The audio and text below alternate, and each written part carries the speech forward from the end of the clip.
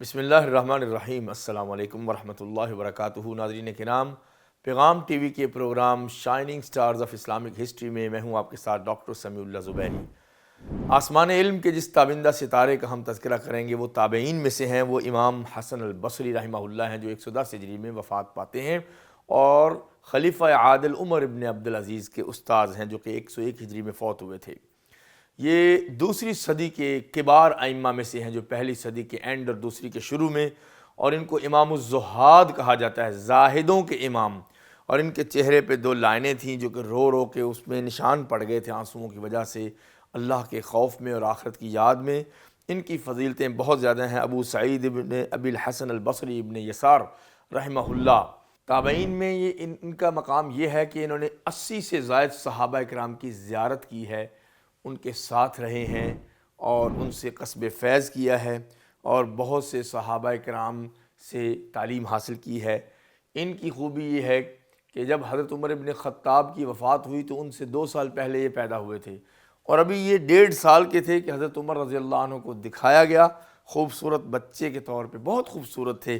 حضرت عمر نے فرمایا تھا کہ ان کو دعا دی، اللہ اس بچے کو لوگوں میں محبوب عام بنا دے، یعنی اتنا خوبصورت اور خوش شکل انسان ہے کہ اللہم فقہہ فی الدین وحببہ الی الناس، اے اللہ اس کو دین کی سمجھ دے دے اور لوگوں کا محبوب بنا دے، اور چنانچہ یہی ہوا۔ حضرت امام حسن البصری کو اللہ نے بڑی دانائی اور حکمت دی تھی۔ امام ابن حبان صاحب الثقات فرماتے ہیں کہ حضرت امام حسن البصری کان الحسن من انصح الناس لسانا واجملہم وجہا، اہل بصرہ میں سب سے زیادہ نصیحت والی زبان حضرت حسن بصری رحمہ اللہ کی تھی، اور چہرہ سب سے خوبصورت تھا۔ وَأَعْبَدِهِمْ عِبَادَةً، سب سے بڑھ کر عابد، وَأَحْسَنِهِمْ عِشْرَةً، دوستی اور محبت میں سب سے خوبصورت، وَأَنْقَاهُمْ بَدَنًا، اور جسم انتہائی نفیس تھا۔ ان کو صرف دیکھ کر لوگ نفع اٹھاتے، گفتگو سے بھی پہلے، سوال و جواب سے بھی پہلے، محض حسن البصری کی زیارت سے ہی لوگوں کو فائدہ ہونا شروع ہو جاتا۔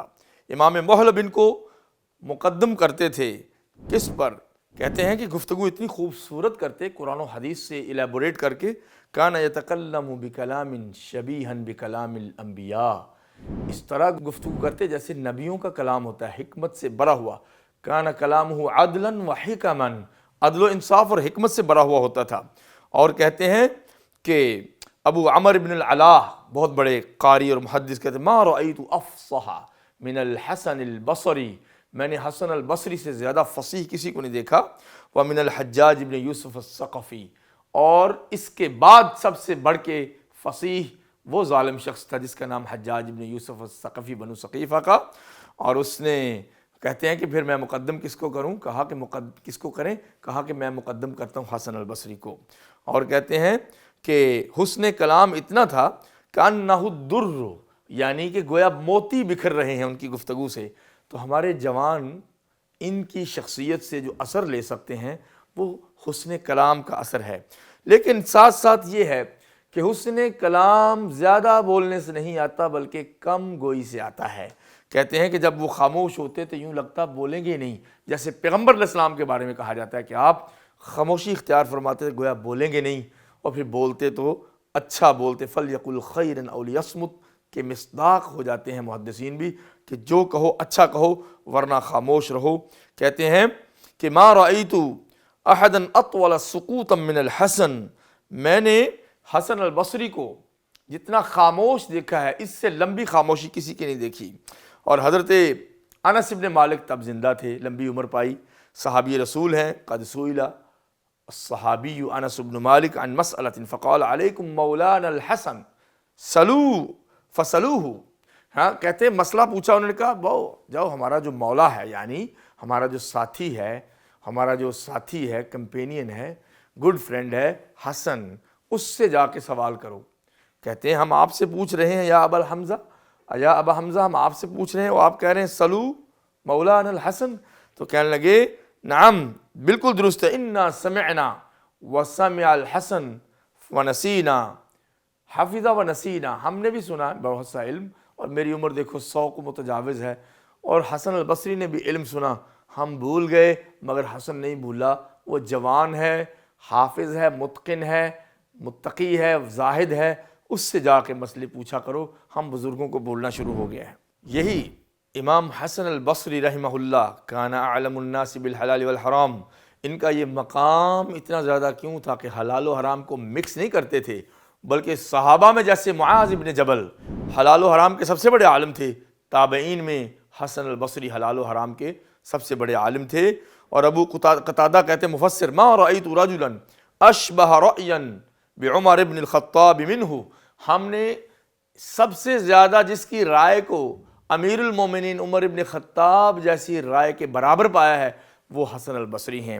اور حضرت عثمان رضی اللہ عنہ خطبہ دے رہے تھے، اور یہ 15-16 برس کے تھے، انہوں نے حضرت عثمان رضی اللہ عنہ کو خطبہ دیتے ہوئے دیکھا ہے.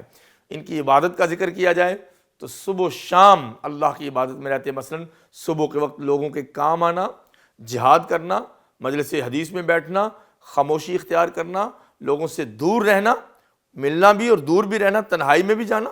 تمام جو سلف صالحین نے تنہائی پسند کرتے تھے، اور فتنوں کے ابھرتے ہوئے زمانے میں تابعین کا دور گزرا ہے، لیکن وہ ان سے دور رہتے تھے اور دن کو روزہ رکھتے اکثر اوقات. تو ایک دفعہ کوئی ملنے آیا تو یہ کمرے میں اندر بیٹھے تھے، تو انہوں نے کہا الا تستوحش، کیا آپ کو وحشت نہیں ہوتی اس تنہائی سے، دشت تنہائی سے وحشت نہیں ہوتی؟ تو انہوں نے کہا هل یستوحش مع اللہ الا احمق، تو کیا کوئی احمق شخص ہی ہے جو اللہ کے ساتھ ہوتے ہوئے بھی وحشت زدہ ہو؟ جب اللہ آپ کے ساتھ ہے تو وحشتیں نہیں ہوتی، بلکہ وہ خلوت بھی جلوت میں تبدیل ہو جاتی ہے. دنیا پر انہوں نے کبھی مقابلہ نہیں کیا، ما کان ینافس الناس فی الدنیا، دنیا پہ کبھی مقابلہ نہیں کیا، بلکہ اس کو انتہائی کم درجے میں رکھا ہے. تو اہل علم جو علماء نبیوں کے وارث ہیں، ان کے لیے بھی یہ پیغام ہے طلبۃ العلم کے لیے کہ صبر کرنا پڑے گا علمی زندگی میں. دنیا کے امور میں مشتغل ہو گئے، مشغول ہو گئے، تو پھر یہ تابعین اور تبع تابعین کی اس اسوہ پہ ہم کیسے چڑھیں گے؟ اسی لیے اشعث کہتے ہیں کہ ہم حسن کے پاس جاتے اور جب ان سے پاس سے مل کے واپس آتے، اور یہ بھی محدث ہیں، جب ہم حسن البصری کے پاس جاتے اور مل کے واپس آتے تو دنیا ہمارے دلوں سے نکل چکی ہوتی تھی. یہ وہ صحبت صالح ہے، یہ وہ زاہد ہیں. صرف یہ نہیں کہ تصوف ہے اور جنگلوں میں نکل گئے، ادھر ہی رہیں بصرہ میں، اہل علم کے درمیان، بادشاہوں کے درمیان، طلبۃ العلم کے سامنے، بازاروں اور مسجدوں کے درمیان میں رہے ہیں، اور ساتھ زاہد اتنے ہیں کہ اپنے عمل سے لوگوں کو متاثر کرتے ہیں. دنیا سے بے رغبتی کا یہ عالم تھا کہ گھر میں چٹائی اور بستر بھی نہیں تھا. ایک شخص ان کے گھر میں گیا اور کچھ بھی نہیں دیکھا وہاں پہ، اور ان سے کہا کہ آپ کیا کرتے ہیں؟ انہوں نے کہا الحمدللہ بہترین زندگی گزار رہا ہوں، قرآن پڑھتے ہیں، حدیث دہراتے ہیں. اور ایک اعرابی بصرے میں آیا، اس نے کہا من سید ھذا المصر، اس شہر کا، مصر شہر کو کہتے ہیں، اس شہر کا سید، سردار اور لیڈر، بڑا عالم کون ہے؟ انہوں نے کہا الحسن، حسن البصری ہیں. ففیما ساد الناس، اس نے کہا لوگوں کی سرداری ان کو کیسے مل گئی؟ انہوں نے کہا کہ استغنا عما فی ایدیہم من دنیاہم، جو لوگوں کے ہاتھوں میں دنیا کی چیزیں تھیں اس سے بے پرواہ ہو گئے حسن البصری. واحتاجوا الی ما عنده من العلم، اور جو حضرت حسن کے پاس علم تھا لوگ اس سے بے پرواہ نہیں ہو سکے. لوگوں کو ان کے علم کی ضرورت تھی اور ان کو ان کی دنیا کی کوئی ضرورت نہیں تھی. تو پھر عربی جو بڑا ذہین تھا اس نے کہا فللہ درہ، کیا خوب آدمی ہے، ھکذا فلیکن السید حقا، سردار کو اسی طرح ہونا چاہیے کہ لوگوں کی دنیا پہ نظر نہ رکھے اور لوگ اس کے علم کے محتاج ہوں. حضرت حسن بصری شہرت سے دور بھاگتے تھے اور بہت زیادہ لوگوں کو تعریف سے منع کرتے تھے، کہتے تھے یہ ہلاک کرنے والی چیز ہے. اور دنیا میں وہ جج بھی لگے، فیصلوں پہ کبھی اجرت نہیں لی، جبکہ قاضی اور جج اپنی تنخواہ لے سکتا ہے، مگر ان کے ورع اور تقویٰ کا یہ عالم تھا، کہتے تھے کہ میں فیصلے کر کے اجرت نہیں لیتا، مجھے ضرورت نہیں ہے۔ اور کہتے ہیں کہ لوگوں یاد رکھو، میں نہیں چاہتا تمہیں بڑا علم سکھاؤں، بڑی باتیں کروں۔ لولا میثاق اللہ، اگر اللہ تعالیٰ کا پختہ وعدہ اہل علم سے نہ ہوتا، لتبیننہ للناس، کہ تم لوگوں کے لیے بیان کرو گے، لوگوں کے لیے بیان کرو گے جو قرآن میں ہے، جو حدیث میں ہے، جو علم ہے۔ اگر یہ رب نے وعدہ نہ لیا ہوتا تو میں تمہیں زیادہ حدیثیں نہ سناتا، میں کہتا تم جو سیکھتے ہو اس پہ عمل کر لو، میں تمہارے اوپر بڑا نہیں بننا چاہتا۔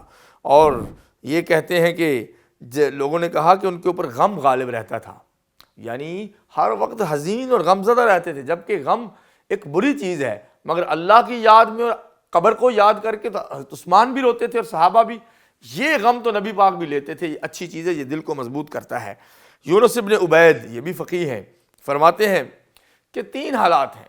اگر امام حسن البصری آ رہے ہوتے تو یوں لگتا کہ اپنی والدہ کا جنازہ پڑھ کے آ رہے ہیں، اتنے غم زدہ، اور اگر کہیں بیٹھے ہوتے تو یوں لگتا کہ ایک قیدی بیٹھا ہے جس کی گردن اڑا دی جائے گی، اس طرح غم زدہ، اور جب گفتگو فرما رہے ہوتے تو یوں لگتا کہ آگ انہی کے لیے بنائی گئی ہے، اتنا ذکر جہنم کر کے روتے کہ گویا کہ یہ ان کے لیے بنائی گئی، حالانکہ وہ اتنے نیک آدمی تھے اور صحابہ کے شاگرد تھے۔ ابراہیم الیشکری کہتے ہیں ما رأیت اطول حزنا من الحسن، میں نے حسن البصری سے زیادہ کسی کو لمبے غم والا نہیں دیکھا، جو ہر وقت ان کی مجلس میں آہ و بقا رہتی تھی۔ فضیل ابن عیاض اور عبداللہ ابن مبارک اور حسن البصری اپنے وقت کے بڑے بڑے امام اور محدثین اور اللہ والے مجلس حسن بصری میں جمع ہوتے تھے، جب اٹھ رہے ہوتے تو سب کی آنکھوں سے آنسو بہہ رہے ہوتے تھے۔ یہ تربیت کی مجلسیں تھیں، لوگوں سے نذرانے لینے والی نہیں۔ بہت سے مشہور اقوال ہیں امام حسن البصری کے، ان کا ایک مشہور مقولہ ہے ایاکم وما شغل من الدنیا، دنیا میں زیادہ مصروف رہنے سے بچ جانا۔ یہ پہلی صدی کے آدمی ہیں، دیکھ لیجئے، خیر القرون کے آدمی ہیں۔ فإن الدنیا کثیرۃ الاشغال، کیونکہ دنیا مشغولیتوں کے دروازے کھول دیتی ہے۔ لا یفتح رجل علی نفسہ باب شغل الا واوشک ذلک الباب ان یفتح علیہ عشرۃ ابواب، کہا کہ اگر انسان دنیا داری میں ایک دروازہ کھولتا ہے تو وہ دروازہ مصروفیت کے آگے 10 دروازے اس کے اوپر کھول دے گا۔ عبادت کب کرو گے، علم کب حاصل کرو گے، جہاد کب کرو گے۔ یہ بہت شدید مزاج کے تھے، یعنی اپنی ساخت میں، اپنی جسامت میں بڑے سٹرونگ تھے، یہ نہیں کہ ہر وقت بیٹھے روتے رہتے تھے۔ سب سے زیادہ انہوں نے جہاد کیا، اسی لیے تو حدیث میں وہ مدلس ہو گئے، یعنی انا سے روایت کرتے تھے، یعنی حدیث کی مجلس زیادہ اٹینڈ نہیں کر سکے تو ایک ذوف آ گیا ان کی حدیثوں میں، مگر وہ زیادہ جہاد کرتے رہے۔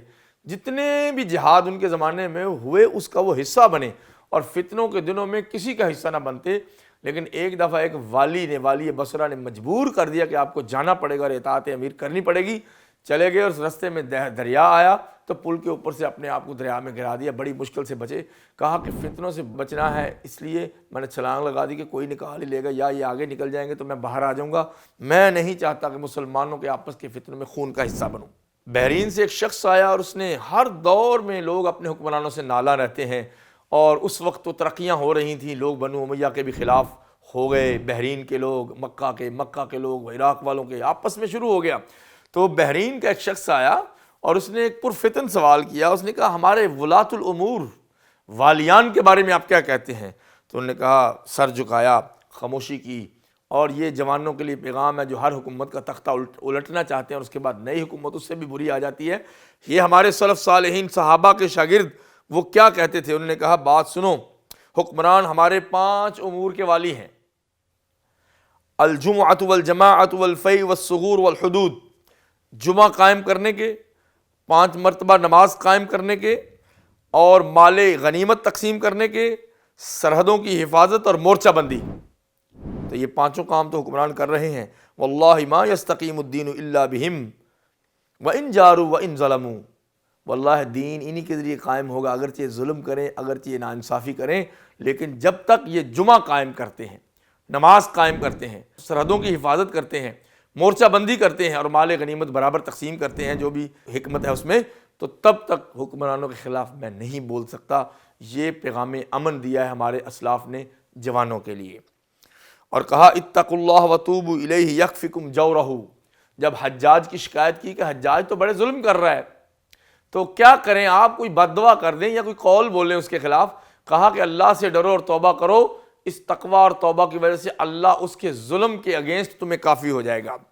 اور ان کا ان لأہل الخیر علامۃ یعرفون بہا، اہل خیر کی کچھ علامتیں ہوتی ہیں، صدق الحدیث و اداء الامانہ، سچ بولتے ہیں، امانت ادا کرتے ہیں، والوفاء بالعہد وقلۃ الفخر والخیلاء، فخر نہیں کرتے، وعدہ پوری کرتے ہیں، وصلۃ الرحم، لوگوں میں صلہ رحمی سے کام لیتے ہیں، ورحمت الضعفاء، کمزوروں پہ شفقت کرتے ہیں، وبذل المعروف وحسن الخلق وسعۃ الحلم، اور نیکی کے کام کرتے ہیں، اچھے اخلاق والے ہوتے ہیں، حلیم اور بردبار ہوتے ہیں، وقلۃ منافسۃ النساء، عورتوں سے زیادہ گھل مل کے نہیں رہتے، مردان کار ہوتے ہیں، میدان جنگ میں جاتے ہیں، بازار میں خرید و فروخت کرتے ہیں، ہر وقت گھر نہیں بیٹھے رہتے، یہ انہوں نے فرمایا ہے۔ اور انہی کا قول ہے، بڑا مشہور قول ہے، من خاف اللہ اخاف اللہ سبحانہ و تعالی منہ کل شیء، جو اللہ سے ڈرے اللہ ہر چیز کو اس سے ڈرا کے رکھتا ہے، ومن خاف الناس اخافہ اللہ من کل شیء، جو لوگوں سے ڈرتا رہے اللہ اس کو ہر چیز سے ڈراتا رہتا ہے۔ اور انہوں نے کہا کہ جاہل عابد اور فاسق عالم دونوں ہی فتنے کی جڑ ہیں اور دونوں سے عوام کو نقصان پہنچتا ہے۔ اور ان کا جہال میں علماء کی شان اس طرح ہے جیسے مریضوں میں طبیب کی شان ہے۔ اور یہ ان کا مشہور جملہ ہے، لباب واحد من العلم اتعلمہ احب الی من الدنیا وما فیہا، اپنے شاگردوں سے کہا کہ علم کا ایک دروازہ، ایک چیپٹر، ایک حدیث کی کتاب میں پڑھ لوں، ایک فن سیکھ لوں تو مجھے دنیا اور اس کی سب نعمتوں سے زیادہ عزیز ہے۔ اور غیبت کی کسی نے حسن البصری کی تو وہ کنفرم ہو گیا کہ اس نے ہی کی ہے، تو تھال بھر کے کھجوروں کا اس کے گھر لے گئے، دروازہ کھٹکھٹایا، کہا بھائی شکریہ تم نے مجھے اپنی نیکیاں دیں، جس دن مجھے نیکیوں کی ضرورت ہوگی یہ کھجوریں تحفے میں قبول کرو۔ اس طریقے سے اصلاح کرتے تھے۔ اور کوئی لوگ ان کے گھر میں بغیر اجازت کے داخل ہو گئے تو کہا حدثنا، وہ مجھے حدیث پوری نبی پاک تک بیان کی کہ بغیر اجازت کے کسی کے گھر میں داخل نہیں ہو سکتے۔ اور کہا حسد اس طرح جسم کو تیزی سے تباہ کر دیتا ہے، انسان کی نیکیوں کو جیسے دیمک لکڑی کو تباہ کر دیتا ہے۔ اور کہا جو بڑی مجلس میں اپنی مذمت کر، نہیں میں تو کچھ بھی نہیں، میں تو بہت ہی بس گناہ گار ہوں، سب کے سامنے کہے تو گویا وہ اپنی تعریفیں کروانا چاہ رہا ہے۔ سب کے سامنے مذمت کی ضرورت نہیں، اللہ اور اپنے درمیان میں مذمت کیا کرو۔ فرمایا جو علم حاصل کرے وہ اس کے خشوع، زہد اور عاجزی انکساری کی شکل میں اس کے اندر نظر آنا چاہیے، ادروائز علم کا اس کو کوئی فائدہ نہیں۔ جس دن ان کی وفات ہوئی تھی اسی دن محمد ابن سیرین فوت ہوئے تھے، اور امام ابو ایوب السختیانی نے ان کا جنازہ پڑھایا تھا۔ یہ اس قدر عظیم عالم تھے کہ فقیہ نے ان کا جنازہ پڑھایا، اور اس قدر عظیم تھے کہ کسی کو انہوں نے غیبت کا بھی جواب نہیں دیا، حکمرانوں کے خلاف خروج نہیں کیا، کسی کے خلاف جتھا بندی نہیں کی، ورنہ صحابہ کے بیٹوں میں سے اتنے ان کے شاگرد تھے کہ یہ جتھا بندی کر کے حق کا ساتھ دینے کے لیے نکل پڑتے، مگر تلوار کے مقابلے میں تلوار نہیں نکالی، کیونکہ ان کے پاس حدیثیں موجود تھیں کہ اللہ کے نبی صلی اللہ علیہ وسلم نے حکمرانوں کے خلاف تلوار نکالنے سے منع کیا جب تک وہ دین کو قائم کریں۔ نماز قائم کر رہے ہیں، جمعہ قائم کر رہے ہیں، تراویح قائم کر رہے ہیں، حج اور زکوٰۃ چل رہا ہے، سب کچھ ہو رہا ہے، تو پھر کیوں مسلح کوشش کی جائے حکمرانوں کے خلاف؟ تو ہمارے اسلاف کا اور shining stars of Islamic history کا جو پیغام ہے وہ پیغام امن کا ہے اور مل جل کے رہنے کا ہے۔ یہاں پہ ناظرین کرام اپنے ہوسٹ ڈاکٹر سمیع اللہ زبیری کو اگلے پروگرام تک کے لیے اجازت دیجیے۔ اللہ حافظ۔